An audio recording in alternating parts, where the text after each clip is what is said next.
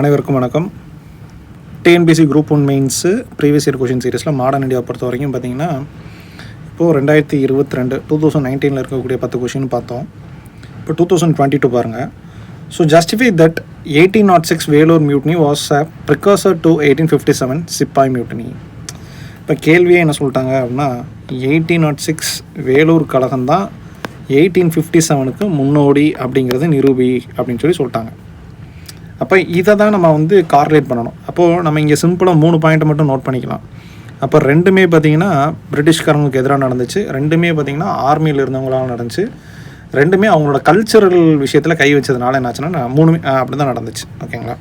So பாருங்கள், இந்த Vellore mutiny of 1806 through localised and short lived, சரிங்களா, அது ஒரே நாளில் முடிஞ்சு போச்சு. It's recorded as a more organised. அந்த சிப்பாய் மியூட்னிக்கு அதுதான் காரணமாக இருந்துச்சு அப்படின்னு சொல்கிறாங்க. சரிங்களா? ஸோ பிரிட்டிஷோட மிலிட்ரி ப்ராக்டிஸ் கல்ச்சரல் இன்டர்வென்ஷனால இது தலையிட்டதுனால இது நடந்துச்சு அப்படின்னு சொல்கிறோம்.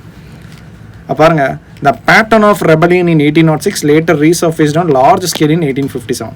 அப்போ 1806 என்ன அவங்க செஞ்சாங்களோ அதே தான் அப்படியே என்னாவது ரிஃப்ளெக்ட் ஆகுது, 1857 ரிஃப்ளெக்ட் ஆகுது. அப்போ பாருங்கள், வீடி சவார்கர் என்ன சொல்கிறார், 1806 ரிவால்ட்டை first organised expression of resentment against British rule அப்படிங்கிறாங்க.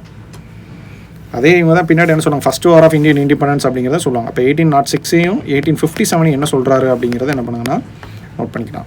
அப்போ பாருங்கள், அந்த டைட்டில் அப்படியே கொடுத்துரும், 1806 Vellore mutiny as a precursor to 1857 sepoy mutiny. இப்போ இந்த கொஸ்டின் அப்ரோச் பண்ணுறதை பொறுத்த வரைக்கும் பார்த்தீங்கன்னா ஜஸ்டிஃபை பண்ண சொல்லியிருக்கிறாங்க. அப்போ நீங்கள் நியாயப்படுத்தணும் இந்த பாயிண்ட் 1 அப்படிங்கிறது.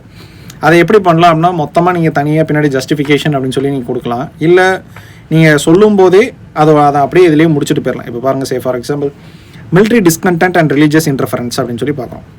இப்போ 1806 என்ன சொல்கிறாங்கன்னா, நியூ ட்ரெஸ் கோடு, அந்த ட்ரெஸ் கோடில் கிராஸ் மாதிரி ஒரு சிம்பிளை கொண்டு வந்தாங்க. அதுமாரி தாடி வைக்கக்கூடாது, திருநீர் வைக்கக்கூடாது, குங்குமம் வைக்கக்கூடாதுன்னு சொன்னதுனால என்னாச்சு, Hindus and Muslim sentiments affect ஆச்சு. 1857 பொறுத்த வரைக்கும் பார்த்தீங்கன்னா அந்த என்ஃபீல்டு கேட்ரிஜஸ் என்னாச்சு அப்படின்னா greased cartridges cow and pig ஃபேட்டை யூஸ் பண்ணாங்க. ஸோ கவுங்கும் போது ஹிந்துவும், பிக் அப்படிங்கிறது முஸ்லீமையும் அவங்களோட ரிலீஜியஸ் டென்ஷன்ஸை அதிகப்படுத்துச்சு. அப்போ ரெண்டுமே இதில் ரிலீஜியஸ் சென்டிமெண்ட்டாக.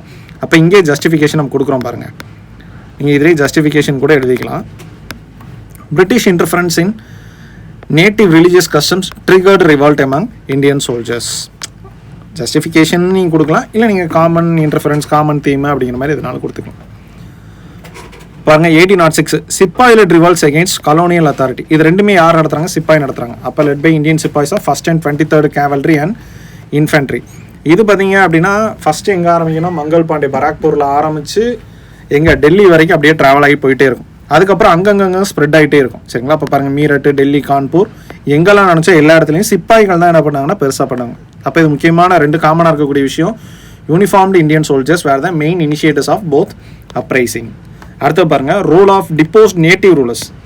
நேட்டிவ் ரூலரை அவங்கள டார்ச்சர் பண்ணது. இப்போ பார்த்தீங்கன்னா இங்கே பார்த்தீங்கன்னா 1806 யார் சப்போர்ட் பண்ணது, திப்பு சுல்தான். 1857 பகதூர் ஷா. சரிங்களா? இவங்க 2 பேரும் தான் கிங்காக இருக்கணும் அப்படின்னு நினச்சி கிளம்பி போயிருப்பாங்க. பாருங்கள், aspiration of restoring pre British native dynasty. அப்போ பிரிட்டிஷ்காரங்க வந்ததுக்கப்புறம் தான் இவங்களோட செல்வாக்கு குறைஞ்சி போச்சு. அப்போ இவங்களை விரட்டி விட்டு திருப்பி பழையபடி அவங்க செல்வாக்கு அவங்ககிட்ட கொடுக்கணும் அப்படின்னு நினச்சது. அதான் ஷேர்டு லிகசி அப்படின்னு சொல்கிறோம். அப்புறம் சப்ரஷன் அண்ட் ஆஃப்டர் மாத். 1806 ரிவால்ட்டை ஒரே நாளில் அடித்து காலி பண்ணிட்டாங்க, ஒரே நாளில் முடிச்சிட்டாங்க கலோனல் கில்லஸ்பி. சரிங்களா? 1857 ரிவால்ட் தோ வைட் ஸ்ப்ரெட். இந்த 1857 ரிவால்ட் வாஸ் இவென்ச்சுவலி கிரஷ்டு. இது என்ன 1 வருஷம் ஆச்சானா. சரிங்களா? இம்பாக்ட் பாருங்கள், both mutinies exposed cracks in British military policy and led to reforms. அதுக்கப்புறம் என்னாச்சுன்னா ஈஸ்ட் இந்தியா கம்பெனியே வெளியே போயிடுச்சு. அதுக்கப்புறம் நிறையா பாலிசி, ரிலீஜியஸ் பாலிசியில் தலையிடா கொள்கைகள் அப்படிங்கிறத என்ன பண்ணாங்கன்னா கொண்டு வர ஆரம்பித்தாங்க. 5th shift in British policies post mutiny. இப்போ 1806 அவுட்கம் பாருங்கள், East India Company withdrew controversial dress code orders reevaluated British military discipline policies அப்படின்னு சொல்கிறோம். அப்போ 1806 அந்த ட்ரெஸ் கோடு இனிமேட்டு ஆக்னியூ ஹேட் அப்படின்னு சொல்கிறோம்ல, அந்த ஆக்னியூ ஹேட்டுங்கிறத என்ன பண்ணிட்டாங்கன்னா திருப்பி வாங்கிட்டாங்க. இங்கே பார்த்தீங்கன்னா என்னாச்சு, ஈஸ்ட் இந்தியா கம்பெனி என்ன பண்ணிட்டாங்க, வெளியே போய் பிரிட்டிஷ் க்ரௌன் என்ன பண்ணிட்டாங்கன்னா ஆட்சியை பிடிச்சிட்டாங்க. அவங்க தான் அடுத்து பார்க்க போகிறாங்க அப்படின்னு சொல்லிட்டாங்க. பாருங்கள், ஃபோர்ஸ்டு பாலிசி சேஞ்சஸ் ஷோயிங் தேர் பொலிட்டிக்கல் வெயிட் அப்படின்னு பார்க்குறோம். Message of cultural resistance. 1806 பாருங்க, ப்ரொட்டஸ்டட் ஃபோர்ஸ்டு கல்ச்சரல் அசிமிலேஷன்.